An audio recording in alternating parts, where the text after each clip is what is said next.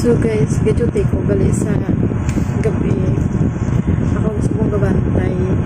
Pero umaga, manghod ko. Pero nagligat ng mga ginulan. Ako lang gigabantay. Tapos kung ang gagasarado ko, kay wala ko food.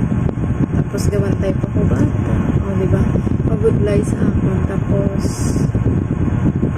ako pagapamakan. Pero kung sa balubing ko, araw na ang tatay sa bata. Pero okay lang, kaya ko pa naman. Pero samsi nilang nagadako na ang bata. O hindi ko lagi siya makaya-kaya. Kaya syempre, gapulaw ko sa gabi. Tapos matulog ko sa kadlaw. Kaya ang bata daw kalo ay mga hindi masyado mabantayan. Pero okay naman, kaya may upot kasubong. Ako na siya gaduti sa adlaw, ako gaduti sa gabi. Pero subong ininga na changi na tindahan is gamay pa lang siya. Gamay tindahan, gamay puhunan.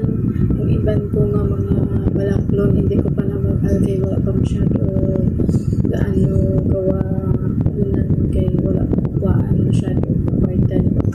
Pinapailibot-libot ko lang ang binansya kapag gamay nga ginumpisa sa tindahan. Pero okay lang kahit maliit lang ang tindahan, ang managani hambal nila, maumpisa kita sa gamay hasta naman dako kung kabalo ka lang ang palabot nila. So palibot-libuton na lang ni ang gamay nga tindahan kag ang gamay nga puhunan. Pero sa pinakadlaw makuha mo magin, pero okay lang na bisan hindi ko mapakal ang iban nga mga balaklon, sa damo pa ko balaklon nga mga hindi ko pa nabakal, pero okay lang makuha ko gid na sila, no? So guys, for this video, ako lang na ako na-explain sa mga susunod naman na akong video. I-explain ko naman kung paano pag kundiin ko nagapamakal. Thank you so much.